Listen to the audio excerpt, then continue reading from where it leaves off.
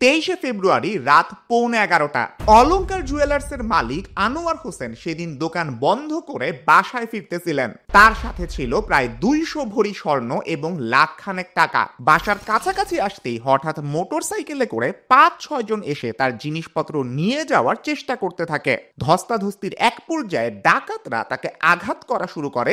Helmet পরা একজন তো তার দিকে বুলেটও ছোড়ে। বনশ্রী এলাকার ডি ব্লকেই দোকান আর বাসা ছিল এই ব্যক্তির। এই অল্প একটু রাস্তা উনি নিরাপদে চলাচল করতে পারলেন না। ঢাকা শহরে হামলা আর ছিনতাইয়ের শত শত ভিকটিমদের একজন হলেন। এই ঘটনাটা আমাদেরকে বোঝায় দেশের আইন শৃঙ্খলা পরিস্থিতি ভালো নাই। এই ঘটনার ভিডিও ভাইরাল হওয়ার পরে সেই রাতেই স্বরাষ্ট্র উপদেষ্টা রাত 3টায় প্রেস কনফারেন্স করে অনেক আশ্বাস দিলেন, কিন্তু ওভারঅল দেখার পরে বাংলাদেশ ক্রিকেট টিমের চেয়েও খারাপ একজন পারফর্মার যে একজন হইতে পারে সেই প্রশ্নটা মানুষের মধ্যে রেখে গেলেন। আপনাদের মনে আছে সাগররুনি কাণ্ডের পরে মাত্র 72 ঘন্টার মধ্যে জড়িতদেরকে আটক করার আশ্বাস দিয়েছিলেন তৎকালীন স্বরাষ্ট্রমন্ত্রী সাহারা খাতুন। সেই 72 ঘন্টা পার হয়ে এখন প্রায় 13 বছর হইতে চলতেছে, এখনো এটার বিচার হয় নাই। এর আগের স্বরাষ্ট্র প্রতিমন্ত্রী একবার বলছিলেন উই আর লুকিং ফর শত্রুজ। মেবি এগুলো আবহমান বাংলার ঐতিহ্য। আসলে কি বাংলাদেশে অপরাধ প্রবণতা বেড়ে গেছে? বাড়লে এটা এক্স্যাক্টলি কখন থেকে বাড়লো? কোন অপরাধগুলো বেশি হইতেছে? আগে ক্রাইম রেট কেমন ছিল? অপারেশন ডেভিল হান্টে কয়টা ডেভিল ধরা পড়লো? পুলিশ কেন এখন এগুলা ট্যাকেল দিতে পারতেছে না? এই প্রশ্নগুলোর উত্তর সহ আরো অনেক কিছু উত্তর খোঁজার চেষ্টা করব আজকের এই ভিডিওতে। তো চলুন শুরু করা যাক। বাংলাদেশে ক্রাইম বা অপরাধ মূলত দুই ধরনের হয়, একটা হচ্ছে হেইনাস আর একটা হচ্ছে নন হেইনাস। 11টা নন হেইনাস ক্রাইম যেগুলো আছে এইগুলোর একটা লিস্ট আপনারা এখন স্ক্রিনে দেখতেছেন। এগুলো কিন্তু অনেকটা ওপেন সিক্রেট, বাংলাদেশে প্রতিনিয়ত হইতেছে, মানুষজন এগুলাকে আর পাত্তা দিতেছে না। যদিও এগুলা যথেষ্ট ভয়ানক, কিন্তু 13টা হেইনাস ক্রাইমের মধ্যে যে ক্রাইমগুলো আছে এইগুলার লিস্টটা আপনি একটু দেখেন, পরিচিত লাগে? এখন কি এই ক্রাইমগুলাই বেশি বাড়ছে বলে আপনার মনে হইতেছে না? যদিও এক্সাক্ট পরিমাণ নিয়ে আমাদের কিছু ডাউট আছে, কিন্তু আপনি নিজে এটা ফিল করেন। যেমন ছিনতাই শুনলেই আপনার ঢাকা শহরে প্রথম কোন এলাকাটার নাম মাথায় আসে? অবশ্যই মোহাম্মদপুর। জানুয়ারি শেষের দিকে ডিএমপির অপরাধ শাখার এক গোয়েন্দা প্রতিবেদন থেকে জানা যাইতেছে এই এলাকায় সবচেয়ে বেশি ছিনতাই হয়। মোহাম্মদপুরে সবচেয়ে বেশি 108টা ছিনতাইয়ের স্পট আছে, আর পুরা ঢাকায় 432টা এরকম ছিনতাইয়ের স্পট চিহ্নিত করা হয়েছে। এই জায়গাগুলায় কমপক্ষে 979 জন ছিনতাইকারী সক্রিয় আছে। এইটা হইতেছে জানুয়ারি ইনফরমেশন। ফেব্রুয়ারির একটা রিপোর্টে দেখা যায় ঢাকা শহরের 25টা স্পটে রেগুলার ছিনতাই হয়। 2024-এর জানুয়ারিতে ডাকাতি আর ছিনতাইয়ের ঘটনায় মামলা হয়েছিল 143টা। 2025-এর জানুয়ারিতে এটা বেড়ে হয়েছে 242টা, মানে এক বছরের মধ্যে প্রায় 69% বৃদ্ধি পাইছে। 2023-24-এর ডিসেম্বর মাসের ডেটাও প্রায় সেম। 23-এর ডিসেম্বরে 135টা, 24-এর ডিসেম্বরে মামলা হয়েছে 230টা। এইখানেও প্রায় 70% বৃদ্ধি দেখা যাইতেছে। 23-24 সালের আগস্ট থেকে জানুয়ারি মাসের ডেটা ঘাটলে দেখা যায় ওই সময়ের মধ্যে ডাকাতি আর ছিনতাইয়ের মোট মামলা ছিল 763টা। 2024-25 সালের অগাস্ট জানুয়ারি মাসে এই মামলার সংখ্যা 1145টা। এই ডেটা থেকে বুঝতেছেন অপরাধ যে বাড়ছে এই ব্যাপারে কোনো সন্দেহ নাই। এখানে একটা ব্যাপার আছে, অনেকেই কিন্তু ঝামেলা এড়ানোর জন্য মামলা করে না, ওরা জিডি করে। থানায় গেলেও অনেক সময় মামলা করার বদলে জিডি করতে বলে। এই কারণে আসল সংখ্যাটা হয়তো জানা যায় না। পুলিশ কিন্তু এখন আগের চেয়ে বেশি মামলা নেয়, তাই অপরাধের সংখ্যা হয়তো বাড়ছে বলে মনে হইতেছে এই ডেটা থেকে। এইসবের পিছনে কারণ আছে। পুলিশ যেটা বলতেছে, জুলাই আন্দোলনের সময় থানা থেকে যেসব হাতিয়ার লুট হয়েছিল ওইগুলা দিয়ে অপরাধীরা এখন এইসব কাজ করতেছে।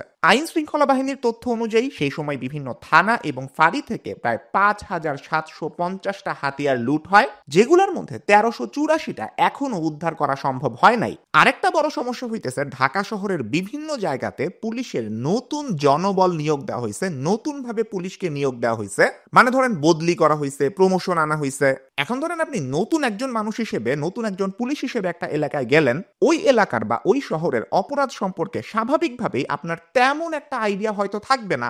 এইসব পুলিশের সোর্সের সংখ্যাও অনেক কম, এন্ড এটা বিল্ড আপ করতে হয়তো আরো সময় লাগবে।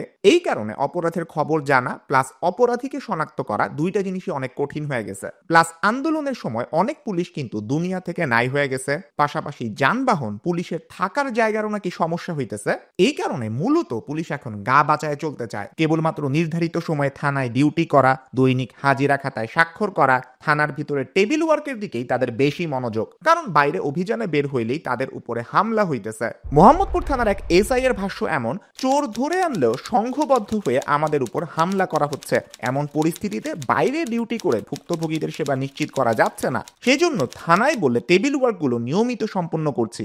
একটা জিনিস বুঝবেন, এগুলা কিন্তু পুলিশের বয়ান, এগুলা বায়াসড হইতে পারে। পুলিশের বয়ানের বিরুদ্ধেও অনেক বয়ান আছে যেগুলো ফেসবুক বা সোশ্যাল মিডিয়ার মধ্যে অনেক বেশি পরিমাণে ছড়ানো, বাট ওইটা কোনো ক্রেডিবল সোর্স না বলে আমি ভিডিওর মধ্যে দেখাইতে পারতেছি না। আরেকটা সমস্যা কি জানেন, পুলিশ যেসব ছিনতাইকারীদেরকে ধরে ওরা নাকি খুব দ্রুত জামিন পাওয়া যায়, জামিনে ওরা আবার বাইর হয়, আইসা সেম কাজই করে। পুলিশ সদর দপ্তরের তথ্য মতে 1 জানুয়ারি থেকে 20 ফেব্রুয়ারি পর্যন্ত ঢাকায় আটক করা 758 ছিনতাইকারীর মধ্যে 115 জনই জামিনে বের হয়ে গেছে। বিভিন্ন এলাকায় যারা এইসব অপরাধ কর্ম করতেছে তাদের প্যাটার্নটাও কিন্তু আলাদা। এই যেমন ধরেন মোহাম্মদপুর, ধানমন্ডি, হাজারীবাগ, এইসব এলাকার অপরাধীদের একটা বড় অংশের সাথে শীর্ষ যেসব অপরাধী আছে ওদের কানেকশন খুঁজে পাওয়া যায়। এই শীর্ষ সন্ত্রাসীরা কিছুদিন আগেই জামিনে বের হইছে। গুলিস্তান, যাত্রাবাড়ি আর আশেপাশের এলাকায় পেশাদার ছিনতাইকারীদের উৎপাত বেশি। উত্তরার দিকে যদি যান তাহলে আবার কিশোর গ্যাংয়ের তৎপরতা বেশি। আর পুলিশের কথা অনুযায়ী খিলগাঁও, মগবাজার, বাড্ডা আর মহাখালী এলাকায় সিজনাল ক্রিমিনালরা অপারেট করে, মানে এক সিজনে ভালো মানুষ থাকে, অন্য সিজনে ডাকাত হয়ে যায়। আপনারা একটা খবর দেখছেন না, পড়াশোনার পাশাপাশি ডাকাতি করতেছে মানুষজন এখন। এইগুলো এখন এক্সট্রা কারিকুলার অ্যাক্টিভিটি হয়ে গেছে মনে হয়। কয়দিন পরে সিভিতেও আপনি এগুলো দেখতে পারেন। যাই হোক, ডিএমপির কয়েকজন অফিসার জানুয়ারি শেষের দিকে একটা পত্রিকার মধ্যে বলছিলেন এই খারাপ অবস্থা হওয়ার পিছনে 4টা কারণ আছে। নাম্বার 1, পেশাদার অপরাধীদের মনের মধ্যে এখন পুলিশের ভয় বইলা কিচ্ছু নাই, এই কারণে এরা একদম বেপরোয়া হয়ে গেছে। নাম্বার 2, বর্তমানে সাধারণ অভিযান বা ডিউটির সময় যেসব হাতিয়ার পুলিশ সঙ্গে রাখতেছে সেগুলোর অধিকাংশতেই রাবার বুলেট ব্যবহার করা হইতেছে। তো অপরাধীর একটা সাহস পাওয়া গেছে, যাই করি না কেন আমি মরবো না এখন, এজন্য ওরা পুলিশকে গোনাই ধরতেছে না।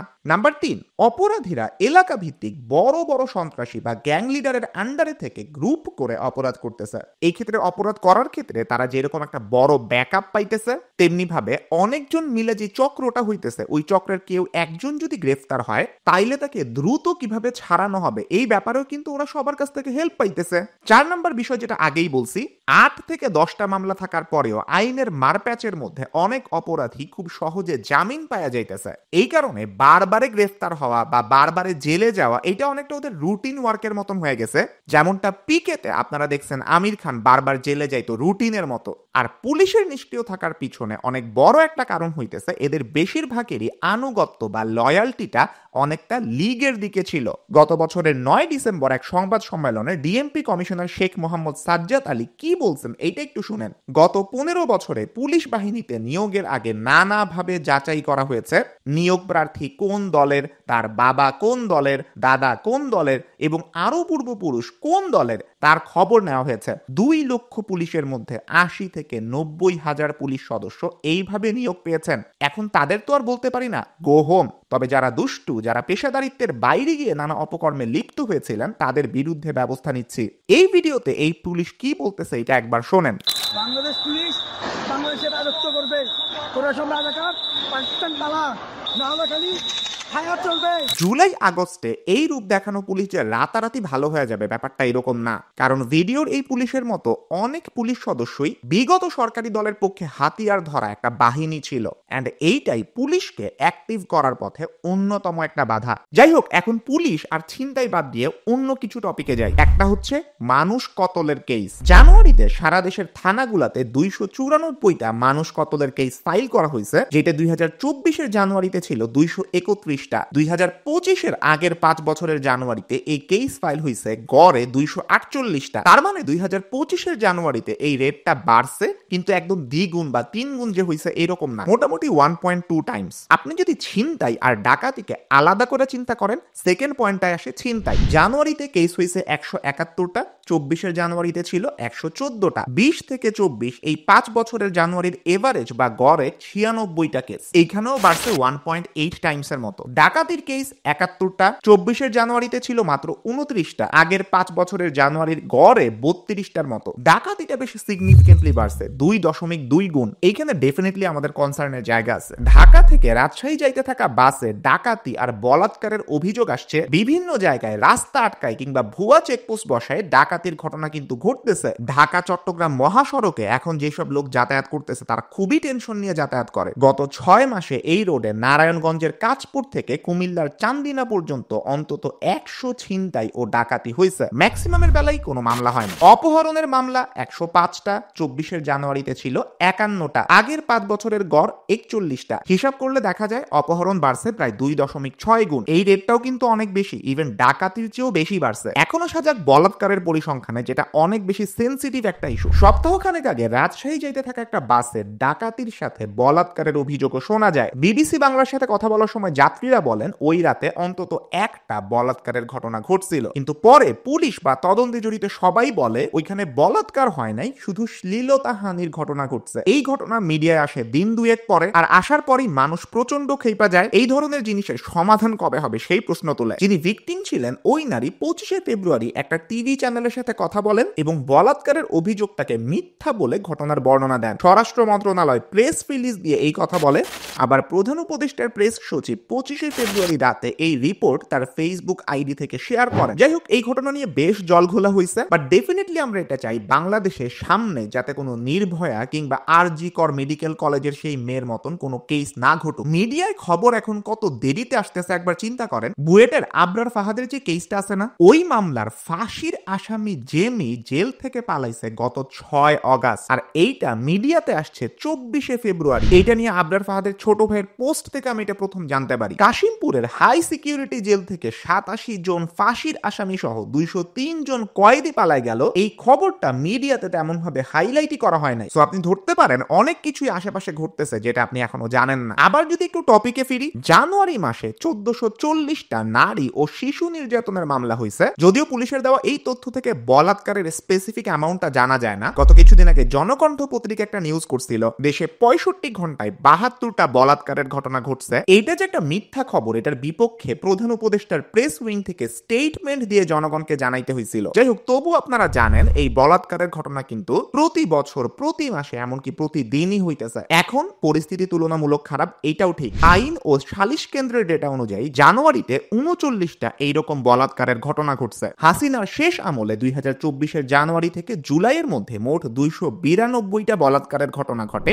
7 মাস হিসাব করলে প্রতি মাসে 41 থেকে 42টার মতন ঘটনা। 2024 সালে মোট বলাৎকার হয়েছিল 401টা। আইন আর সালিশ কেন্দ্রের তথ্য। বাংলাদেশ মহিলা পরিষদের ডেটা আবার বলতেছে মোট ঘটনা 516টা। দুইটাই যদি আমরা গোনায় ধরি তাইলে মাসে গড়ে 34 থেকে 43টা বলাৎকারের ঘটনা ঘটছে। 2023 সালে 573টা, 2022 সালে 976টা, 2021 সালে 1321টা ঘটনা ঘটছিল বলে আশোক থেকে তথ্য দিছে। আশোক মানে হইতেছে আইন ও সালিশ কেন্দ্র। তো জানুয়ারির ডেটা বলতেছে এই বলাৎকারের ঘটনা তেমন একটা সিগনিফিকেন্টলি বাড়ে নাই বা কমছে। ফেব্রুয়ারির ডেটা আসলে বোঝা যাবে বর্তমান অবস্থাটা আসলে কিরকম। সো ইন সামারি এই হইতেছে দেশের অবস্থা। আইন শৃঙ্খলা পরিস্থিতি খারাপ, এটা অস্বীকার করার কোনোই উপায় নাই। কিন্তু এই সুযোগে ফেসবুকে কিছু আইডিয়ার পেজ থেকে বিভিন্ন অপরাধ সম্পর্কে গুজবও ছড়ানো হইতেছে। যেমন অনেক সময় পুরানো ভিডিও আপলোড করে, ক্যাপশনে কোনো কিছুই দিল না, মিসলিডিং কিছু কন্টেন্ট দিল। এইগুলা করে মানুষের মনের মধ্যে আতঙ্ক তৈরির চেষ্টা করতেছে একটা গ্রুপ। আপনি যদি ফেসবুকে ট্রাফিক অ্যালার্ট গ্রুপটাতে অ্যাড থাকেন তাইলে দেখতে পাবেন অনেক পোস্টে পুরানো ডাকাতি বা রাতে যেসব বুলেট ছোড়াছড়ির আওয়াজ হয়েছে এইসব ভিডিও নতুন করে আপলোড করা হইতেছে। আবার এক এলাকায় একটা ঘটনা ঘটছে, এটা অন্য এলাকার নামে চালায় দেওয়া হইতেছে। গুজব ছড়ানো 100রও বেশি ফেসবুক অ্যাকাউন্ট বা আইডি আর পেজকে শনাক্ত করেছে পুলিশ। তবে কারো বিরুদ্ধে এখনো সিগনিফিকেন্টলি কোনো ব্যবস্থা নেওয়া হয় নাই। মানে মানুষের মনের মধ্যে ভয় ঢুকায় দেওয়ার চেষ্টায় আছে কেউ কেউ। গাজীপুরের সাবেক মেয়র আওয়ামী লীগের জাহাঙ্গীর একটা অনলাইন মিটিং এ বলছিল, আমাদের কথা স্পষ্ট, যে রাজধানীতে আমাদের লোকজন শান্তিতে দিনের বেলায় চলতে পারবে না, ওই শহরের মানুষ রাতে শান্তিতে ঘুমাইতে পারবে না। তো এই সরকারকে যদি ব্যর্থ দেখাইতে পারে তাইলে কিন্তু একটা গোষ্ঠীর অনেক বড় লাভ আছে, এটা আপনারা বুঝতেই পারতেছেন। এইদিকে নতুন একটা রাজনৈতিক দল আসতেছে, তো ওরা যদি প্রুভ করতে পারে যে দেখেন ছাত্ররা আর এই উপদেষ্টারা মিলা এই যে ওদের সাপোর্টে একটা সরকার গঠন করলো, এই সরকারটা টোটালি ব্যর্থ, তাইলে কিন্তু নতুন যেই দল আসবে তাদের পপুলারিটি বা জনপ্রিয়তা অনেক কইমা যেতে পারে। এন্ড এইটা করতে টু সাম এক্সটেন্ট ওরা সফলও হয়েছে, কারণ আইন শৃঙ্খলা পরিস্থিতি নিয়ে অ্যাটলিস্ট এই সরকারের উপরে বাংলাদেশের মানুষের অসন্তুষ্টি আস্তে আস্তে বাড়তেছেই। 25শে ফেব্রুয়ারি থেকে সরকার আইন শৃঙ্খলার অবস্থা উন্নত করতে কিছু স্টেপ নেওয়ার কথা বলছে। প্রধান উপদেষ্টার ফেসবুক পেজ থেকে পোস্ট করে জানানো হয়েছে যে কি কি করা হবে। ওই দিন রাতের মধ্যে অভিযান চালায় 248 জনকে অ্যারেস্ট করা হয়েছে। সামনে দেখা যাক পরিস্থিতি উন্নত হয় কিনা। সামনে মার্চ মাস, রোজার মাস, এই মাসটা যাতে ফেব্রুয়ারি কিংবা জানুয়ারির যে আমাদের জন্য আরো বেশি সেফ বা নিরাপদ হয়, সেইটাই আমরা এখন শুধুমাত্র আশা করতে পারি। এন্ড এই ব্যাপারে সরকারকে আমরা যথাসম্ভব সহায়তা বা সাহায্য করতে পারি, এবং রাজনৈতিক দলগুলোরও কিন্তু এই সেম কাজটা করা উচিত হবে। আজকের ভিডিও এই পর্যন্তই। আপনার যদি চ্যানেলের কন্টেন্টগুলো ভালো লাগে আপনি সাবস্ক্রাইব করে রাখতে পারেন, এবং পাশে থাকা বেল আইকনটা প্রেস করতে কখনোই ভুলবেন না। সবাই ভালো থাকবেন, সুস্থ থাকবেন, দেখা হবে ইনশাআল্লাহ পরবর্তী ভিডিওতে। আল্লাহ হাফেজ।